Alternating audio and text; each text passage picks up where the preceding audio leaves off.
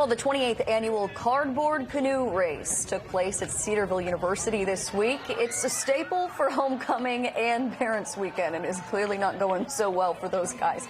More than 30 teams of student engineers competed, and that's one of the largest amount registered in the history of the race.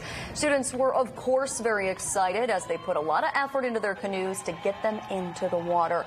One of whom says he was very nervous and even shaking before they put the canoe in.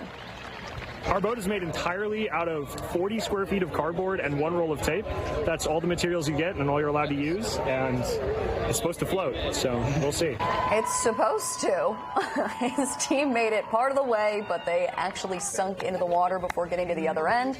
And some teams did make it all the way across. Others barely made it off the dock.